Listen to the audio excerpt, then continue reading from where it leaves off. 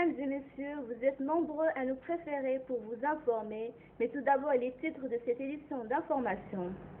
La coopération militaire entre la Guinée et les États-Unis se renforce. Hier, le chef de l'État et le diplomate américain accrédité en Guinée étaient au camp Samoria de Kindia. Il s'agissait du lancement officiel d'une formation des militaires guinéens, formation assurée par les États-Unis. Lutter contre le diabète ou venir au secours des malades, c'est l'objectif du Lions Club Monloura de Conakry. Il a organisé ce vendredi une campagne de dépistage au groupe Évasion Guinée et à la banque BESIG. Et puis la fête de Saint-Valentin, c'est ce vendredi 14 février. Au Vatican, quelques 20 000 fiancés ont décidé de célébrer aujourd'hui à la place Saint-Pierre. C'est tout pour les titres. Encore une fois, bonsoir. La Guinée et les États-Unis renforcent leurs liens de coopération militaire.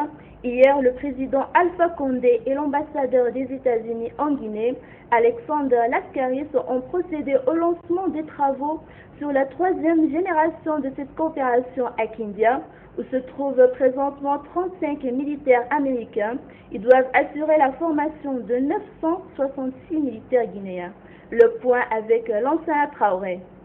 C'est le camp de Samoria, bastion des forces en attente de l'armée guinéenne, qui a abrité ce jeudi le lancement des travaux de formation sur la troisième génération de coopération militaire entre les États-Unis et la Guinée sur la paix en Afrique. Accompagné des ambassadeurs américains et français en Guinée, le président de la République s'est réjoui du retour de la Guinée dans le concert des nations, remercie les partenaires et rappelle aux stagiaires les comportements adoptés. Aujourd'hui marque une étape très importante grâce à l'appui de nos partenaires étrangers, États-Unis et France. L'entraînement de nos troupes pour ce type de mission devient une réalité. Permettez-moi de les remercier. À vous, soldats guinéens, qui partirez prochainement en opération à l'extérieur, de vous voir très bientôt représenter notre pays au-delà de nos frontières. Quelques 966 soldats guinéens bénéficient de cette formation. Une formation assurée par 35 militaires américains. Les bénéficiaires seront déployés dans le cadre du maintien de la paix en Afrique, notamment au Mali. Autorités militaires guinéennes et américaines se disent déjà satisfaites du comportement des stagiaires. La volonté de poursuivre les efforts importants consentis pour faire de ce bataillon ce qu'il est devenu depuis sa création en 2010, c'est-à-dire le creuset de formation des commandos et le point de transit des unités des forces armées guinéennes en voie de projection pour la mission internationale. Monsieur le Président, j'ai fait l'évaluation que la Dimbado et le bataillon Gangan seront aussi disciplinés et aussi prêts. Cette cérémonie a été une occasion pour l'ambassadeur des États-Unis en Guinée de saluer les efforts loués par la Guinée dans la sous-région en période de conflit. Il est très important que les partenaires régionaux et internationaux de la Guinée reconnaissent une fait importante. La Guinée n'a jamais exporté de conflit à la sous-région. Même quand le temps était difficile en Guinée, le gouvernement et la population ont toujours trouvé le temps pour aider leurs voisins. La rencontre a pris fin par une séance de démonstration des stagiaires sur le checkpoint. Une association des anciens fonctionnaires des Nations Unies existe désormais en Guinée. L'Assemblée générale constitutive de cette organisation s'est tenue hier jeudi à Conakry, présidée par le coordonnateur résident du système des Nations Unies en Guinée. L'Assemblée constitutive avait adopté le projet de statut et procédé à la mise en place d'un bureau de 9 membres. Benoumar Silla nous en dit plus. C'est une association créée entre les anciens fonctionnaires du système des Nations Unies. Elle regroupe une trentaine de membres retraités de l'institution. Les travaux de l'Assemblée générale constitutive ont porté essentiellement sur l'adoption des statuts, règlements intérieurs et l'élection des membres du bureau dit comité de gestion. L'association se fixe pour objectif de soutenir les actions du système des Nations Unies et la consolidation de la paix en Guinée. À travers un vote à bulletin secret, un comité de gestion de 9 personnes a été élu par les 25 membres présents à l'Assemblée constitutive. Cette association existe dans d'autres pays voisins. Au niveau international également, elle existe une fédération internationale. Nous voulons donc en Guinée nous retrouver en famille, assurer la solidarité des membres de l'association et voir dans quelle mesure une synergie des membres peut, avec les chefs d'agence, également le gouvernement, aider pour impulser le développement dans le pays. Vraiment, le premier projet, c'est savoir quels sont les besoins des membres de l'association, quels sont les besoins du système des Nations Unies qui ne sont pas satisfaits, qu'on peut attendre de nous, quels sont les besoins du gouvernement. Après avoir félicité les initiateurs, le coordonnateur résident du système des Nations Unies en Guinée a exhorté les membres à la persévérance. Pour Anthony Oimeng Bohama, cette association peut contribuer au renforcement des liens de coopération entre le gouvernement guinéen et son institution, mais aussi à faciliter les actions de développement des Nations Unies en Guinée. Une petite organisation pour que nous puissions se retrouver avec nos collègues retraités des Nations Unies qui regorgent de compétences et d'expertise, certes, pour qu'ils puissent appuyer les activités des agences et programmes des Nations Unies en Guinée. Je dois aussi dire que l'expertise de nos collègues dans cette association peut aussi être utilisée pour appuyer les programmes, projets de la Guinée. C'est des Guinéens, ils ont des amis dans les institutions, donc c'est juste pour qu'on soit un peu plus organisé pour vraiment jouir de ces compétences que les anciens fonctionnaires du système des Nations Unies ont.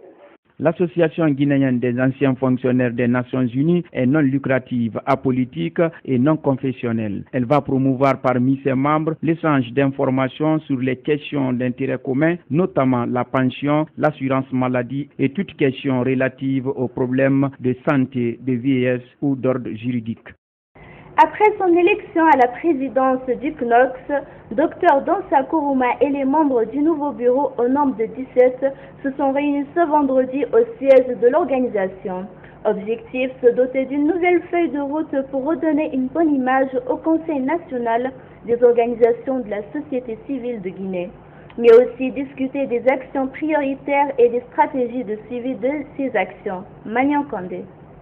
C'est pour marquer la rentrée officielle du nouveau bureau du Conseil national des organisations de la société civile guinéenne que cette rencontre a été organisée. Une rencontre qui devrait permettre une prise de contact entre les nouveaux membres du bureau, de discuter des actions prioritaires à entreprendre, mais aussi mettre en place un mécanisme de suivi de ces actions. Nous avons décidé d'organiser cette réunion en ce vendredi saint pour marquer la rentrée officielle du bureau et aussi discuter des questions courantes et aussi engager des actions futures que le nouveau bureau doit faire.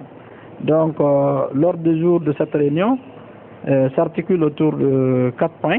D'abord une prise de contact, discuter de la stratégie de communication de l'organisation. Le troisième point, c'est les actions prioritaires.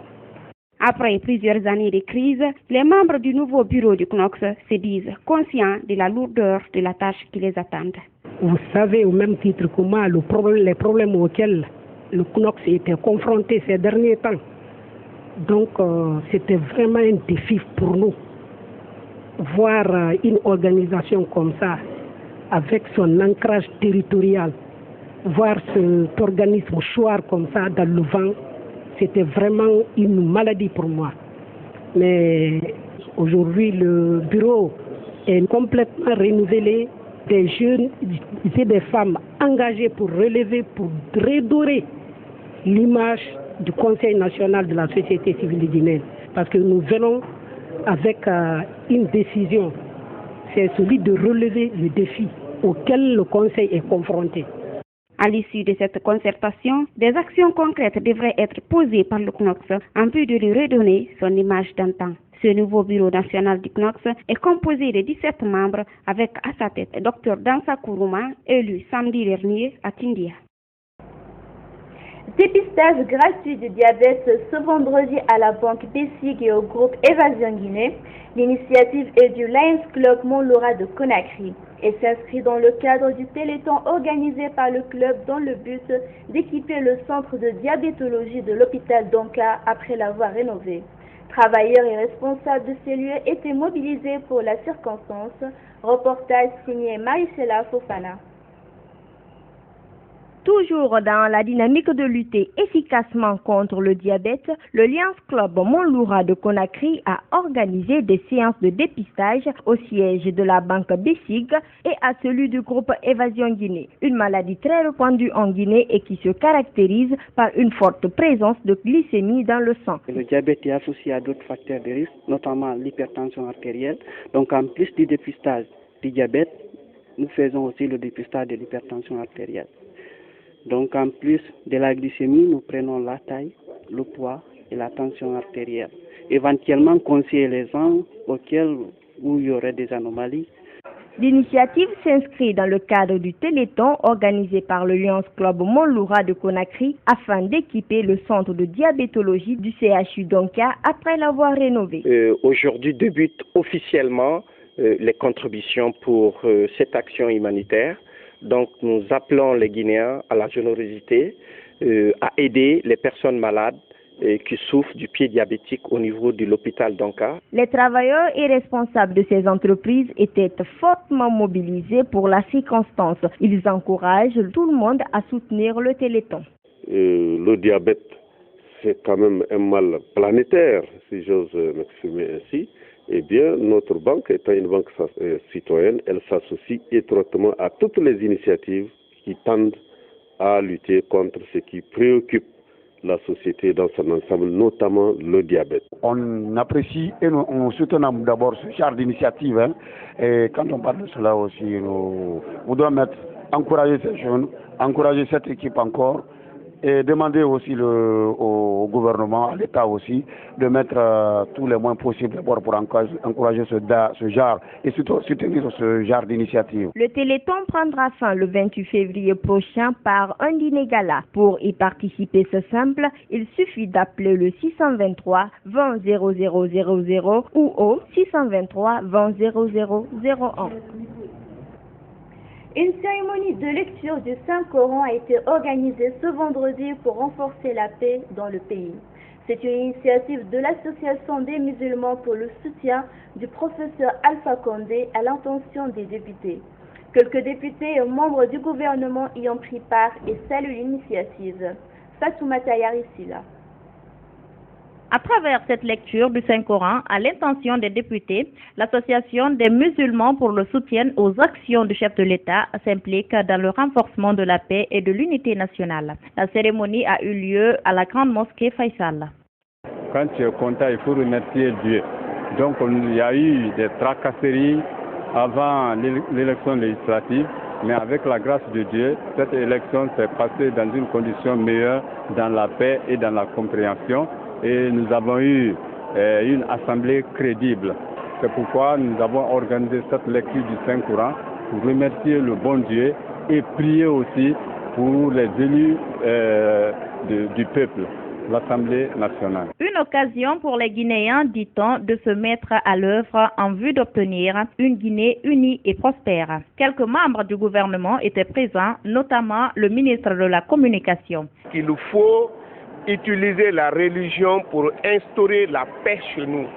Parce qu'être musulman, c'est être conforme à la volonté de Dieu. Amzak est au centre de notre préoccupation. C'est la paix qui est le fondement de cette association. L'unité nationale, la justice et le soutien des actions du professeur Alpha Condé. C'est pourquoi notre département est à l'écoute de Amzak. Et à la disposition de Amzak, nous sommes prêts à les accompagner partout où c'est nécessaire. Surtout, nous leur demandons de démultiplier ce que nous venons de vivre cet après-midi à l'intérieur du pays et notre département va les accompagner. Dans le même sens, Mme Eva Cross, députée à l'hémicycle, a également salué l'action.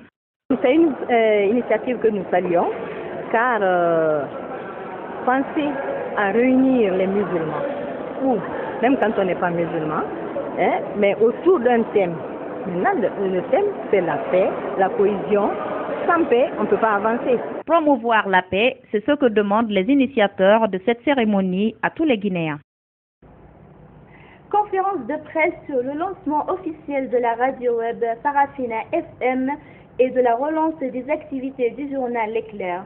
C'était ce vendredi à la Maison commune des journalistes. Cette radio en ligne a pour vocation de permettre aux Guinéens de la sous-région d'être au cœur de l'actualité du pays et de la sous-région à travers les nouvelles technologies de l'information. Compte rendu signé Salimatou Diallo.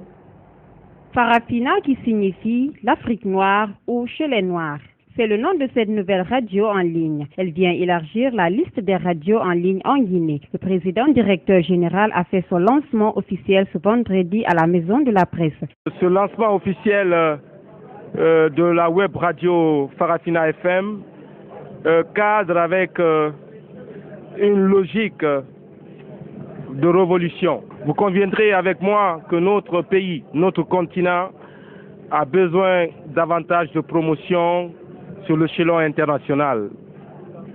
C'est vrai qu'il y a déjà des médiums qui interviennent dans ce cadre. Je voudrais donc dire que notre arrivée va apporter une autre connotation à cette lutte menée depuis des lustres pour valoriser davantage notre continent. L'administrateur général du groupe Farafina, lui, nous confie que ce groupe est un ensemble d'organes de presse dont, entre autres, le journal L'Éclair, appelé dans les temps L'Éclaireur, et le site www.farafinainfo.com, info avec S à la fin.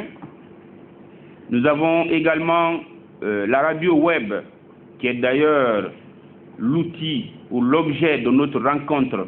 Cette radio en ligne est créée par des jeunes pétris d'ambition, une manière pour eux de dire que le pays peut bien compter sur sa jeunesse. Sur le plan international, c'est aujourd'hui qu'Enrico Letta présente sa démission.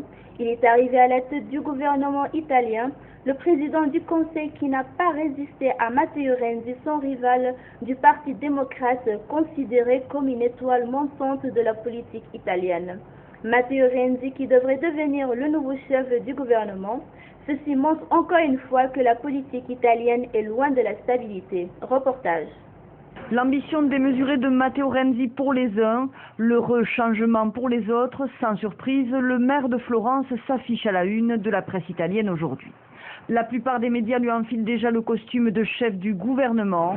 Le tout nouveau secrétaire du Parti démocrate n'a pas ménagé, c'est un fait, son énergie pour pousser Enrico Letta vers la sortie. Pessima, sempre peggio. Quelle mauvaise idée, c'est quoi son programme? On ne sait pas sur quelle voie il va s'engager. Non si sa che programma. Matteo Renzi sait donc parler de lui et questionne, même au sein de sa formation de centre-gauche, le Parti démocrate, qui a voté hier à une écrasante majorité pour un changement de gouvernement et conduit à la démission du chef du gouvernement italien, Enrico Letta. Hier, ils ont conclu que l'État n'a pas accompli ce qu'il aurait dû faire, que cette grande coalition ne marchait pas, qu'il y avait eu beaucoup d'erreurs. L'adrénaline et l'énergie de Matteo Renzi ne seront pas suffisantes pour changer les choses.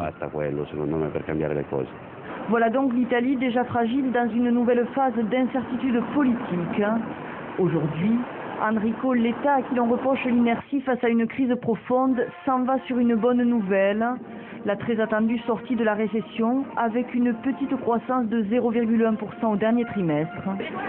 Sortir du marécage, réduire la fiscalité trop lourde et un taux de chômage de 12%, telles sont les promesses et l'énorme tâche du futur chef du gouvernement, à la tête d'une coalition gauche-droite difficile à ménager, formée il y a à peine.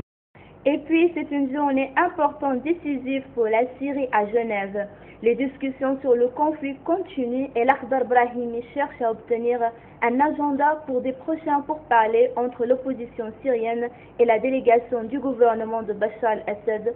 Sur le terrain, la situation est loin de se calmer, mais les opérations humanitaires doivent malgré tout reprendre aujourd'hui à Homs. Suivez. Voici à quoi ressemble le danger que cherchent à fuir les habitants du centre de Homs. Le cessez-le-feu n'a pas tenu tout le temps de la trêve, les deux camps s'accusant mutuellement d'être responsables de l'évacuation périlleuse, chaotique et souvent interrompue. La violence des affrontements n'est pas la seule menace à la vie de ces Syriens. De plus en plus, la faim devient une arme qu'on utilise contre eux. Il y a une stratégie d'assiéger un territoire particulier et de punir la population civile qui reste là-dedans en utilisant la faim comme outil. Des images pénibles d'enfants au corps émaciés, au regard aussi vide que leurs estomacs hantent les travailleurs humanitaires qui n'ont toujours pas accès à plusieurs régions de la Syrie, comme celle-ci qui aurait été filmée dans le camp palestinien de Yarmouk. Comme la plupart de ceux contactés via Skype, Christopher Gunness des Nations Unies répète l'importance de permettre un accès sans entrave aux populations dont les besoins sont criants. On nous rapporte encore des cas de malnutrition, des femmes qui meurent en couche et des gens condamnés à manger de la moulée pour animaux, dit-il. La situation est terrible et va empirer tant que nous n'aurons pas un accès garanti et sécuritaire. Il faut qu'il y ait aujourd'hui une résolution du Conseil de sécurité qui oblige le gouvernement syrien et qui oblige les groupes rebelles à permettre à l'aide humanitaire d'arriver. Une résolution à l'étude au Conseil de sécurité imposerait des mesures punitives au gouvernement de Bachar al-Assad s'il s'entête à restreindre la libre circulation de l'aide. Mais la Russie entend bloquer la résolution et en propose une concurrente qui met plutôt l'accent sur l'importance de combattre le terrorisme. C'est notre vision du rôle que peut jouer le Conseil de sécurité, a déclaré Sergueï Lavrov. Nous voulons trouver une solution sans offenser une partie ou l'autre. L'aide humanitaire n'est pas un sujet à débat ou à négociation. C'est une obligation dans le droit international, dans les conventions de Genève. À Homs, le cessez-le-feu est prolongé pour encore 48 heures. Quelques centaines de Syriens supplémentaires pourront peut-être échapper à l'enfer. L'Indonésie sous les cendres, conséquence de l'éruption du volcan, un volcan très dangereux qui a secoué une zone très peuplée. Pour les habitants, les risques sont importants. On compte déjà 2 morts et 200 000 personnes évacuées. Une évacuation qui concerne les habitants qui vivent dans un rayon de 10 km autour du volcan. Reportage. De la cendre sur le bitume et dans l'air, les habitants de la ville de Yogyakarta dans le centre de Java se sont réveillés dans une atmosphère inhabituelle. À quelques 200 km à l'est de la ville, le mont Keloud est entré en éruption la nuit dernière. Une éruption violente donc qui paralyse actuellement une partie de l'île. L'aéroport de Yogyakarta mais aussi ceux de Solo et Surabaya ont fermé leurs portes. Cette nuit, notre aéroport a été recouvert de cendres. Ça vient du Keloud. Et ce matin, nous n'avions pas d'autre alternative que d'interrompre les vols. Des avions couverts de cendres, des passagers bloqués, mais aussi l'évacuation cette nuit des habitants de la zone, 200 000 personnes concernées. L'alerte est maximale. On nous a demandé de partir en urgence. En tout, une trentaine de villages vidés dans la zone proche du volcan, une zone très peuplée. 2 personnes pour l'heure ont été tuées. Au XVIe siècle, le mont Keloud avait emporté 10 000 personnes environ. Les experts estiment que l'activité de ce volcan devrait aller en diminuant, mais pour l'heure, les habitants évacués ont pour consigne de rester loin de la zone dangereuse. La Saint-Valentin ou la fête des amoureux, autrefois considérée comme l'une des fêtes les plus négligées par bon nombre de citoyens guinéens, fait aujourd'hui l'objet d'une grande convoitise tant chez les adolescents, les jeunes que chez les adultes. Cette fête appelée fête des amoureux est célébrée chaque 14 février. Mais qu'est-ce que la Saint-Valentin? Pourquoi l'appellation fête des amoureux? Comment les amoureux préparent-ils cette fête? Élément de reportage, donc ce reportage de Salimatou Diallo. Le 14 février s'est transformé en une fête pour les amoureux depuis le IIIe siècle. Saint-Valentin est en fait un prêtre exécuté par les Romains le 14 février 270. Suite à l'abolition du mariage par l'empereur Claude II, Valentin encourage alors les jeunes fiancés à venir le trouver en secret pour recevoir de lui les bénédictions du mariage. Il fut alors arrêté et emprisonné. Dans sa prison, Valentin tisse une relation amoureuse avec la fille de son geôlier. Juste avant d'être décapité, il lui offre des feuilles en forme de cœur avec le message suivant « De ton Valentin ». Alors les hommes ont jugé nécessaire de fêter ce jour, une manière pour eux d'immortaliser les actes de cet homme. Valentin, tu sais ce que je vois, c'est très bon quand même quoi. Tu veux préparer de bons cadeaux pour ta femme. Et j'ai fait beaucoup de cadeaux pour elle. beaucoup parce que je l'aime, donc je fais beaucoup de cadeaux pour elle. Les cadeaux en ce jour spécial de la fête des amoureux est une manière pour eux de manifester leur amour et désir à l'égard de leur conjoint. Malgré la charité de la vie, les amoureux ne manquent pas de quoi offrir à leur âme sœur. Si on dit que c'est quand la fête va arriver que tu peux te préparer, tu ne vas pas s'en sortir. Donc il faut préparer à temps pour préparer le cadeau de madame. Madame aussi va préparer ton cadeau. Bon, je suis là aujourd'hui pour chercher quelque chose pour ma Dulcinée. Comme demain c'est Saint-Valentin, malgré la conjoncture, quand le cœur parle, on ne peut rien. Les rues de Conakry sont inondées de prospectus pour l'annonce des événements prévus pour la circonstance. Boutiques, magasins, salons de coiffure ne désemplissent pas également car chacun a l'ambition de paraître. Quand même, ça va petit à petit, les gens commencent à venir petit à petit. Mais c'est pas comme avant. Avant, c'est rempli, plus que ça même. Vous-même, vous voyez, non? Voilà. Donc, on travaille quand même. Comme d'habitude. Les filles viennent, les hommes aussi viennent. La Saint-Valentin ou la fête des amoureux est le moment pendant lequel les amoureux profitent pour échanger des cadeaux et des mots d'amour. Et justement, ce vendredi 14 février, 20 000 fiancés ont décidé de célébrer la fête des amoureux à la place Saint-Pierre au Vatican. Célébrer la fête catholique et leur amour. Ils sont très nombreux à faire le déplacement pour obtenir la bénédiction par le souverain pontife. Les amoureux en week-end à Rome. Suivez. Marée humaine de futurs mariés, venus du monde entier. Ils ont tous répondu à l'invitation du pape François. Parmi eux, un couple de Français, Romain Lemistre et Julie Laurent. Il y a quelques jours encore, ils bouclaient leurs valises en Champagne-Ardenne. Il n'y a pas besoin de grand-chose. En plus, normalement, il devrait faire beau, donc il n'y a pas besoin de gros pulls ni de gros manteaux. Pour ces fiancés qui ne sont jamais partis en vacances en amoureux, le voyage a une saveur toute particulière. Eh ben, ça représente la force de notre amour, d'aller le prouver devant le pape, qui va nous soutenir dans notre préparation au mariage. Ça peut nous donner une autre force que l'Église en France, on va dire. Que celle de notre prêtre, ça va être un cran au-dessus, on va dire. Lorsque le pape lance son invitation sur Internet il y a 3 semaines, Romain et Julie n'imaginent pas qu'ils seront du voyage. C'était sans compter sur leur diocèse, qui à cette occasion lance un tirage au sort, qu'ils remportent. Ah bah oui, évidemment, on va tester un souvenir. Un dernier au revoir à leur fille.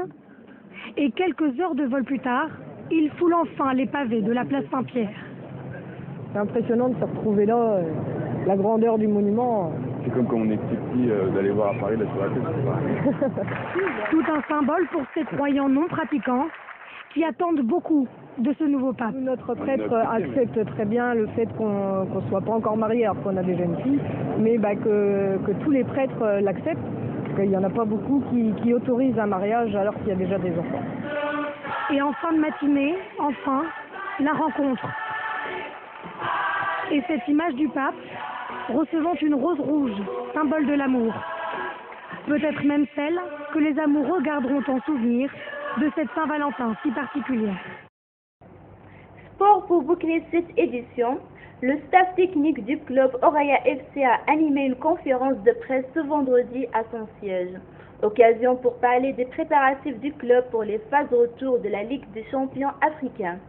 Le Oraya FC va jouer dimanche prochain le match retour au stade du 26 septembre de Conakry contre le FC Nouadhibou, après un nul considéré à la phase aller en Mauritanie.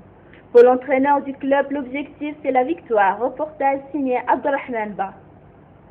Le club Oraya FC se remet en question pour corriger ses erreurs avant son match retour contre le club FC Nouadhibou prévu dimanche 16 février au stade du 28 septembre de Conakry. Le Rouge et Blanc de Matam, entraîné par Amara Traoré, a toutes les chances de garder sa qualification pour les tours suivants dans cette compétition. Après un nul concédé au match aller, mais son entraîneur précise que son équipe doit maintenir la même pression. Moi, je joue tous les matchs pour les gagner. Aujourd'hui, contre Nouadhibou dimanche, on va jouer ce match-là pour le gagner.